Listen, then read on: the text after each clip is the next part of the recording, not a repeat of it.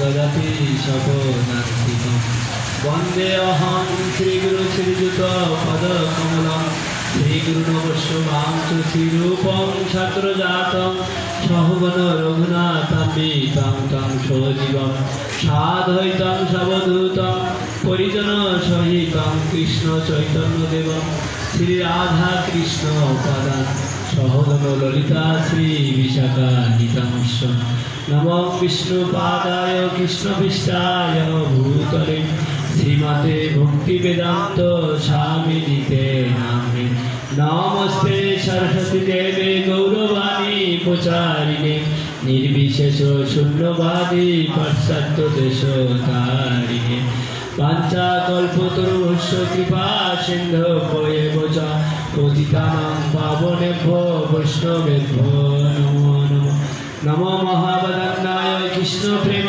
पदायते कृष्णाय कृष्ण चैतन्य नाम्ने गौरतिसे नमो नमः ओम वृंदाय तुलसीदेव प्रियाय केशवस्य विष्णुभक्ति पददेवी सत्यव्रताय नमो नमः हे कृष्ण करुणा सिंधु दीनबंधु जगत्पते गोपीश गोपिका कांत राधा कांत नमोस्तुते तप्त कांचन गौरांगी राधे वृंदावनेश्वरी विश्वभानुसुते देवी प्रणमामि हरिप्रिये जय श्री कृष्ण चैतन्य प्रभु नित्यानंद श्री अद्वैत गदाधर श्रीवासादि गौर भक्तवृंद हरे कृष्ण कृष्ण कृष्ण हरे हरे हरे राम राम राम हरे हरे ओम नमो भगवते वासुदेवाय ओम नमो भगवते वासुदेवाय ओम नमो भगवते वासुदेवाय नारायणं नमस्कृतं नमश्चैव नरोत्तमं देवीं सरस्वतीं व्यासं ततो जयमुदीरये नष्टप्रायेषु अभद्रेषु नित्यं भागवत श्लोके भगवतेर उत्तम श्लोके भक्ति भवति श्रीरूपं करोति वाचनं मङ्गलं वार्तिकीं जप्तिपातमहं वन्दे श्रीगुरुं गुरवे गुरुचन्द्राय राधिकाय तदालये कृष्णाय कृष्णभक्ताय तद्भक्ताय नमो नमः सबाई आपन आपन गुरुमंत्र आगे गुरुदेवेर प्रणाम मंत्र करुन सबाई नमो विष्णुपादाय कृष्णपृष्ठाय भूतले श्रीमते जय पताका स्वामिनिते नामे नमो आचार्यपादाय निताय कृपा प्रदायिने गौरकथा धामदाय नगर ग्रामदायिने हरे कृष्ण उपस्थित समस्त आमार गुरु भ्राता বয়োজ্যেষ্ঠ প্রভুরা মাতাজিরা সবাই চরণে আমার সমস্ত প্রণাম এবং আন্তর্জাতিক কৃষ্ণ ভাবনামিত সংঘ ইস্কনের প্রতিষ্ঠিত আচার্য পরম গুরু শিল প্রভুপাদের চরণে আমার শত সহস্রটি প্রণাম নিবেদন করছি এবং তার অহেতুক কৃপা প্রার্থনা করছি। আমার এই ভাগবত কথায় যদি কোনো ভুল পরিলক্ষিত হয় আপনারা নিজ নিজ গুণে ক্ষমা দৃষ্টিতে দেখবেন। হরে কৃষ্ণ हरे कृष्ण माताजीरा प्रभुरा दूरे दूरे ना जो एक काछाकाछि आसले केमन है एकटु काछाकाछि आसुन ना एकटु सबाई एकटु काछाकाछि आसुन একটা মন্ত্র আছে সেই মন্ত্র জপ করতে করতে চলে আসুন না हरे कृष्णा कृष्णा कृष्णा हरे हरे हरे राम राम राम हरे हरे हरे कृष्णा कृष्णा कृष्णा हरे हरे हरे राम राम राम हरे हरे हरे कृष्णा कृष्णा कृष्णा हरे हरे हरे राम राम राम हरे हरे এই মন্ত্রটা জপ করলেই যেন সবাই কাছাকাছি হয়ে যাবো আর কাছাকাছি হলে কি হয় বিদ্যুৎটা বাড়ে।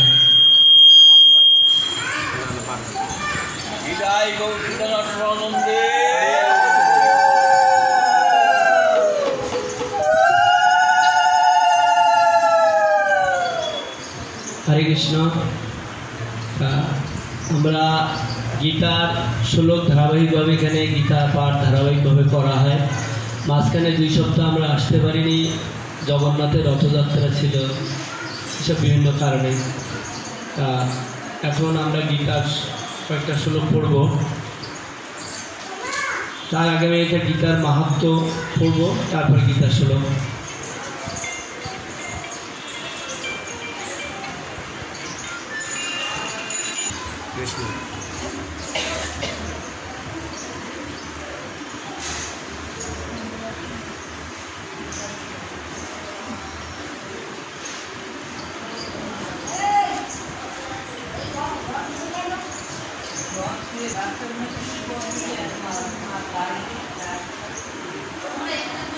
হরে কৃষ্ণ। গীতার মাহাত্ম্য আগে পড়ব, আমার সঙ্গে সবাই পড়বেন। গীতা অধ্যয়নশীলস্য প্রাণায়াম পরস্য চ নৈব শান্তি পাপানি পূর্বজন্ম কীর্তানি চ। কেউ যদি আন্তরিকভাবে এবং অত্যন্ত গুরুত্ব সহকারে ভগবদ্গীতা পাঠ করে, তাহলে ভগবানের করুণায় তার অতীতের সমস্ত পাপ কর্মের ফল তার উপর আর ক্রিয়াশীল হবে না। কি বলছে গীতা মাতে? কেউ যদি আন্তরিকভাবে এবং অত্যন্ত গুরুত্ব সহকারে ভগবদ্গীতা পাঠ করে, তাহলে ভগবানের করুণায় তার অতীতের সমস্ত পাপ কর্মের ফল তার উপর আর ক্রিয়াশীল হবে না। গীতা মাত্র 2। কিন্তু আমরা কি পাপ কর্ম থেকে উদ্ধার হওয়ার জন্য গীতা পড়ব? না, আমরা ভগবানের সন্তুষ্টি বিধানের জন্য গীতা অধ্যয়ন করব, গীতা শ্রবণ করব। গুরুবর্গদের সন্তুষ্টি বিধানের জন্য আমরা গীতা পাঠ করব এবং গীতা শ্রবণ করব। ঠিক আছে, তাহলে এটা আমরা গীতা মাত্র 2 নম্বর শ্লোক। এটা এবার আমরা শ্লোকে যাব। গীতার আমাদের ধারাবাহিক যে গীতা পাঠ হচ্ছে, এখন গীতা পাঠের প্রথম থেকে কারা কারা ছিলেন এখানে? এমন কেউ আছেন যে প্রথম থেকে ছিলেন? কোন মাতাজিরা প্রথম দিন থেকে কেউ কি ছিলেন এখানে? ছিলেন। এখন আমরা প্রথম থেকে কি শুনেছি? গীতা কোন পর্যন্ত হয়েছে? হরে কৃষ্ণ প্রভু কোন পর্যন্ত? 7, 4। হরে কৃষ্ণ, হরি বল। 4 নম্বর শ্লোক হয়ে গেছে, 5 তাহলে 4 নম্বর শ্লোক পর্যন্ত আমরা কি বুঝেছি?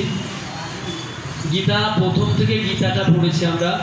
গীতাটা শুরু হয়েছে কার দিয়ে? ধৃতরাষ্ট্র উবাচ। ধৃতরাষ্ট্র দিয়ে গীতা শুরু হয়েছে। তো তারপরে গীতার প্রথম শ্লোকে কি বুঝেছি? প্রথম শ্লোক থেকে আমরা পেয়েছি যে ধর্মক্ষেত্র কুরুক্ষেত্র সমবেত যজস্ব। মানে ধর্মক্ষেত্রটা কোথায়? কুরুক্ষেত্র। মানে কুরুক্ষেত্রটা আগের থেকে এটা ধর্মক্ষেত্র, এটা সবাই জানতো। দেবতারাও কুরুক্ষেত্রে আসতো। তাই বলছে ধৃতরাষ্ট্র বলছে ধর্মক্ষেত্র কুরুক্ষেত্র সমবেত যজুৎসব। মানে ধর্মক্ষেত্রে কুরুক্ষেত্রের ধর্মক্ষেত্রে সবাই সমবেত হয়েছে। তখন ধৃতরাষ্ট্র সঞ্জয়কে জিজ্ঞাসা করছে, আমার পুত্র এবং পাণ্ডব পুত্ররা কি করলো?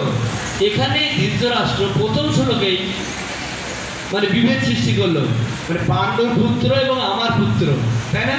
কিন্তু ওরা তো একই নাকি? কিন্তু প্রথমেই বিভেদ, পাণ্ডব পুত্র এবং আমার পুত্ররা। তারপরে কি করলো? প্রথম শ্লোক। দ্বিতীয় শ্লোকে আমরা কি পেয়েছি? দ্বিতীয় শ্লোকে তারপরে দ্বিতীয় শ্লোকে আমরা কি ধৃষ্টদ্যুম্নকে পেয়েছি। ধৃষ্টদ্যুম্নকে দুর্যোধন বলছে যে তোমার প্রধান শিষ্য ধৃষ্টদ্যুম্ন কিভাবে তোমার সৈন্য সজ্জা সাজিয়েছে সেটা তুমি লক্ষ্য করো। তারপর তৃতীয় শ্লোক, চতুর্থ শ্লোক কি আছে?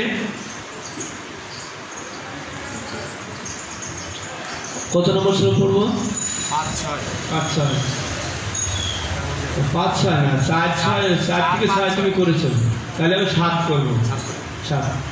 7 নম্বর শ্লোকে আমরা কি বলবো? এখানে অশ্বকন্ত বিবিষ্ঠা। আমার সঙ্গে 7 নম্বর শ্লোক, শ্রীমদ্ ভগবদ্গীতা যথাযথ প্রথম অধ্যায় 7 নম্বর শ্লোক। अस्माकं तो विशिष्टा जे तान्निबोधो द्विजोत्तम नायका मम सन्न्यस्य संगार्थं तनब्रुवीते। অশ্বক মানে আমাদের তু কিন্তু বিশিষ্টা বিশেষভাবে শক্তিমান যে যারা তান তাদের নিবোধ জেনে রাখুন দ্বিজোত্তম দ্বিজশ্রেষ্ঠ নায়কা মানে সেনানায়কগণ মম আমার সৈন্যস্য সৈন্যদের সংগঠন অবগতির জন্য তান তাদের ব্রবিমি আমি বলছি তে আপনাকে। গীতার গান আমাদের মধ্যে যারা বিশিষ্ট মহান দ্বিজোত্তম শোনো তাহা করিয়া মনন সেনাপতি যে যে সব মম সৈন্য পাশে সংঘার্থে তোমারে কহি অশেষ বিশেষে। কে বলছে? দুর্যোধন বলছে। দুর্যোধন কুরুক্ষেত্রের মাঠে যে রথ থেকে নেমে প্রথমে কার কাছে গেছে? তার গুরুদেব দ্রোণাচার্যের কাছে উপস্থিত হয়েছিল। দ্রোণাচার্যের কাছে যে বলছে যে দ্রোণাচার্যের কাছে যে সব বিস্তারিত বলছে। কার কাছে? দ্রোণাচার্যের কাছে। যে কি বলছে? আমাদের মধ্যে যারা বিশিষ্ট মহান দ্বিজোত্তম শোনো তাহা করিয়া মনন সেনাপতি যে যে সব মম সৈন্য পাশে সংঘার্থে তোমারে কহি অশেষ বিশেষে। মানে বলছে হে দ্বিজোত্তম আমাদের দ্বিজোত্তম মানে দ্বিজ মানে কাদের বলা হয়? ব্রাহ্মণ মানে ব্রাহ্মণের দ্বিজজন তাকে দ্বিজ বলা হয়। দ্বিজ শ্রেষ্ঠ তাই দ্বিজোত্তম। তা দ্বিজ শ্রেষ্ঠ কে? দ্রোণাচার্য দ্বিজ শ্রেষ্ঠ। হে দ্বিজোত্তম আমাদের পক্ষে যে সমস্ত বিশিষ্ট সেনাপতিগণ সামরিক শক্তি পরিচালনার জন্য রয়েছেন আপনার অবগতির জন্য আমি তাদের সম্বন্ধে বলছি। এবার দুর্যোধন তার দলের যে সমস্ত সৈন্যবাহিনী আছে তাদের বিবরণ এবার দেবে। তা পাণ্ডবদের পক্ষে কত সৈন্য ছিল? 7 অক্ষরই সৈন্য। আর কৌরবদের পক্ষে 11 অক্ষরই সৈন্য ছিল। টোটাল 18 অক্ষরই সৈন্য। তা এবার দেখি মানে দুর্যোধন বলছে যে আমার দলে কে কে আছে। 8 নম্বর শ্লোক ভগবান ভীষ্মর্য কর্ণস্য কৃপস্য সমতিঞ্জয় অশ্বতমা বিকর্ণস্য সমুদ্রতিস্তয় তৈব চ ভবান ভীষ্মস্য কর্ণস্য কৃপস্য সমিতঞ্জয় অশ্বতমা বিকর্ণস্য সমুদ্রতিস্থ তৈব চ। আপনি আর পিতামহ ভীষ্মাদিগণ কর্ণ কৃপ রণজয়ী হয় একত্রে বর্ণন অশ্বত্থমা বিকর্ণাদি সৌম্যদতি আর যথাযথা তথাতথা সৈন্য সে অপায়। কে কে আছে? আপনি আছেন। কে? আপনি কে? দ্রোণাচার্য। আপনি পিতামহ ভীষ্ম। পিতামহ ভীষ্ম আছে। দ্রোণাচার্য আছে। পিতামহ ভীষ্ম আছে। আর কে আছে? কর্ণ আছে। আর অশ্বত্থমা আছে। সবার নাম করছে। এখানে দেখুন আচার্যগণ বলছে যে ভীষ্মদেব কিন্তু যে সে লোক না। যে সে লোক ভীষ্মদেবকে বলা হয় তিমিগিলকি মানে তিমিগিল মানে তিমি মাছ দেখেছে? তিমি মাছের নাম শুনেছি আমরা, দেখিনি। তিমি মাছ যখন কোনো কিছু খায় না ওরা কিন্তু কামড়ে খায় না। কি খায়? গিলে খায়। তিমি মাছ জলজ প্রাণীকে গিলে খেয়ে ফেলে।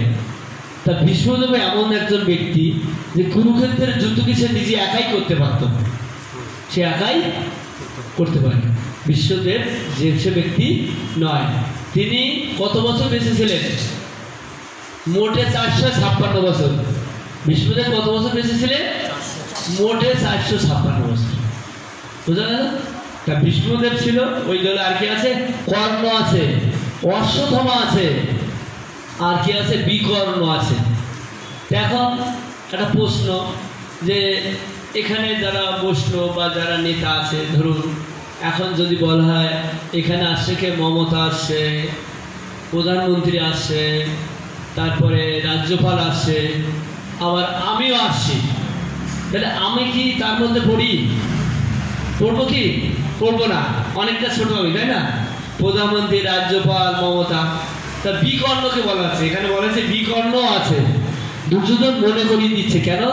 বিকর্ণ শতভাইয়ের এক ভাই হচ্ছে বিকর্ণ। কার?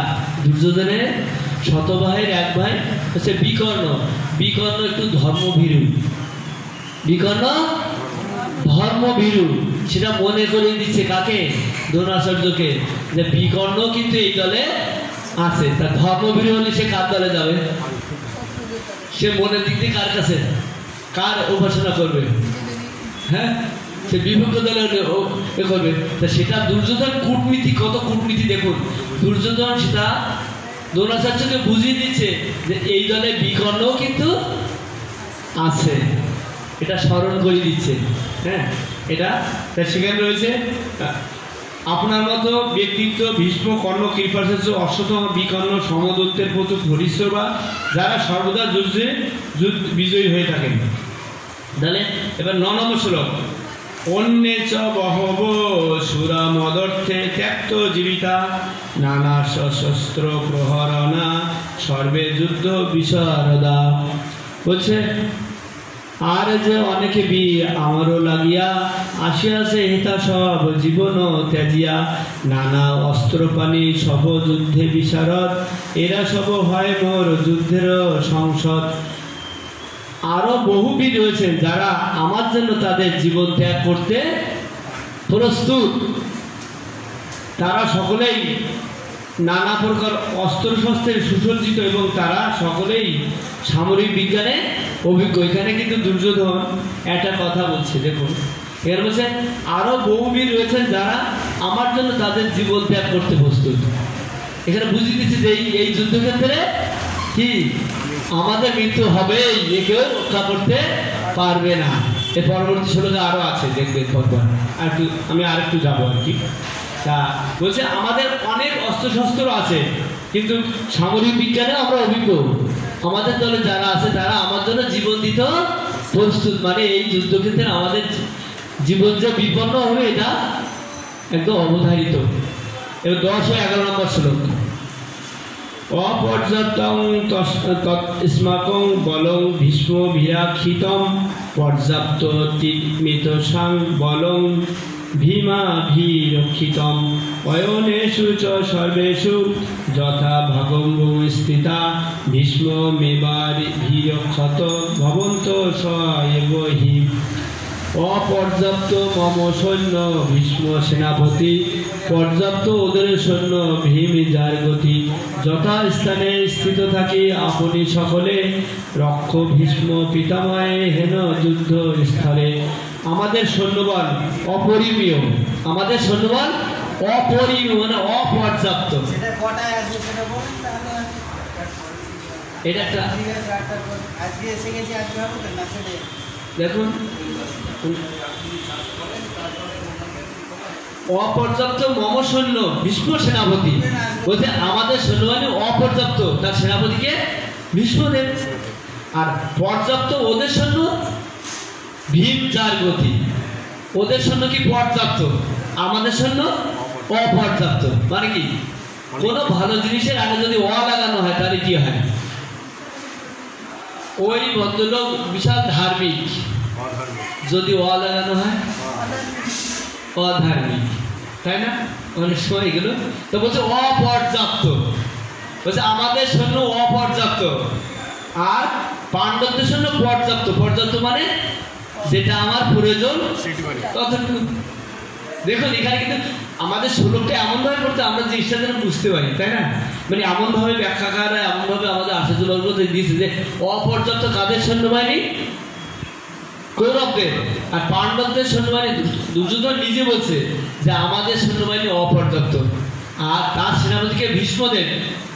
আর পাণ্ডবদের সৈন্যবাহিনী পর্যাপ্ত। পর্যাপ্ত মানে যতটুকু আমার প্রয়োজন, নাকি যতটুকু আমার প্রয়োজন নাকি ততটুকু আমার কাছে আছে, তার তো তার বেশি আমার দরকার নেই। দরকার কি? আমার যতটুকু প্রয়োজন ততটুকু। এটাই তো এই বৈদিক শিক্ষাটা এটাই নাকি, যে আমার যতটুকু প্রয়োজন ততটুকু আমি নেব, তার বেশি নেব না, তার বেশি নেব না, নেব না, নেব না। আপনারা কি বলেন? নেব নেব না। ওখানে 2 বছর চাল যদি ফেলে দেওয়া হয়, পশু পাখি সবাই যার যার মতো যতটুকু প্রয়োজন ততটুকু খেয়ে যাবে। আমরা মানুষ কি 1 কিলো নেব না 9 কিলো নেব? কতটা নেব আমরা? চারিদিকে তাকিয়ে দেখবো কতটা নেব আমরা? যতটা ব্যাগে ধরে। হ্যাঁ, অপর্যাপ্ত। মানে অপর্যাপ্ত নেবো, মানে আমার যতটুকু প্রয়োজন তার থেকে আরো বেশি নেব, তার থেকে আরো বেশি নেব। এটা আমাদের সংস্কৃতি নয়। আলেকজান্ডার যখন ভারতবর্ষে এসেছিলেন না, তা আলেকজান্ডার বলছিল, এ কোন ভারতবর্ষে আমি আসলাম, এ কোন ভারতবর্ষে আমি এসেছি।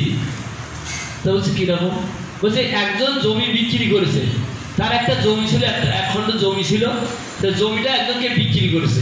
বিক্রি করার পর ভদ্রলোক জমিটাতে বাড়ি করবে, বাড়ি করতে খনন করেছে, মানে বাড়ি করার সময় যখন খনন করেছে, মাটি খোঁড়ার পরে 1 কলসি স্বর্ণ মুদ্রা উঠেছে। কত বলছি? 1 কলসি স্বর্ণ মুদ্রা। তা যে জমিটা কিনেছে সে বলছে এই সম্পত্তি তো আমার না।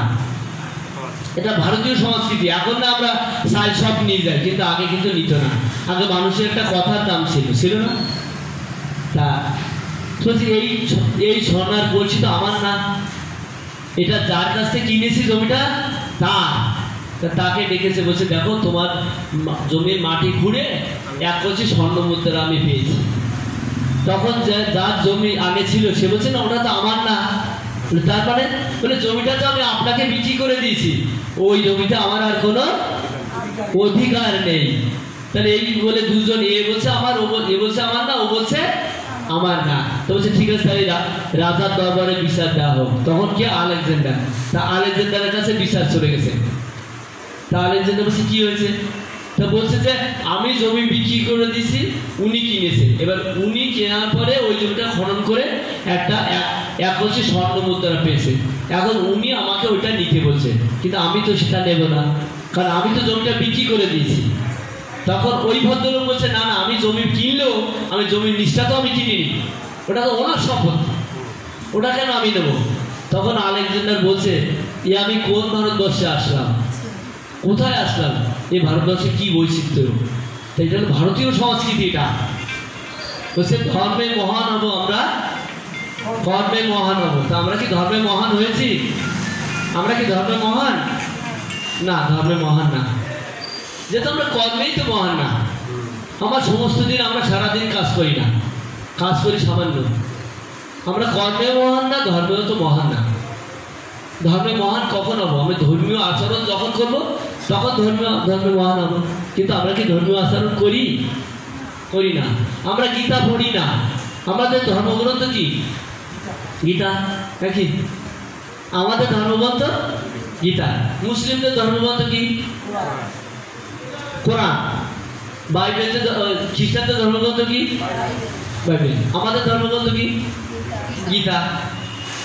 তা যারা কোরআন পড়ে না তারা মুসলমান না।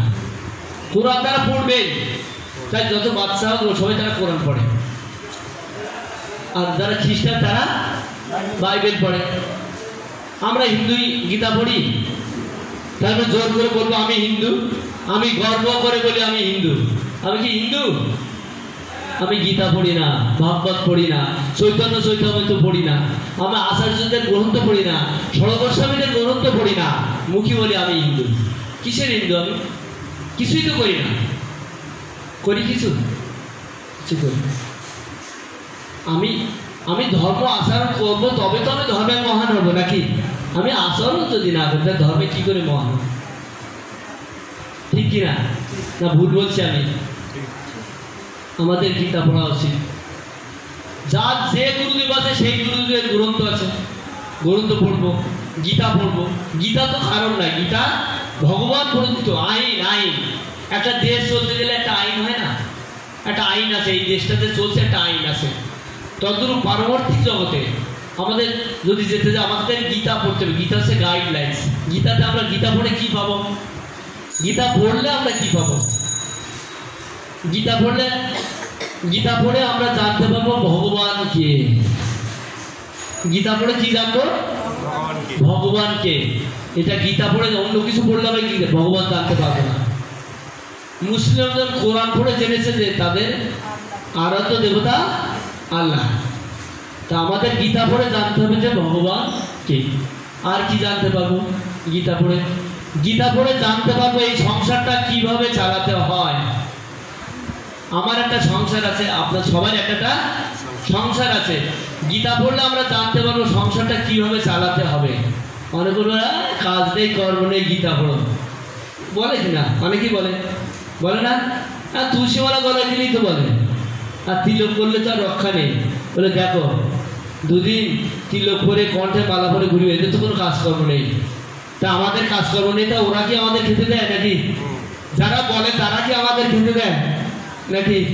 না, রাস্তায় আমরা ভিক্ষা করি, তাও তো করি না। তাহলে আমাদের পেট চলে না? চলে না? চলে।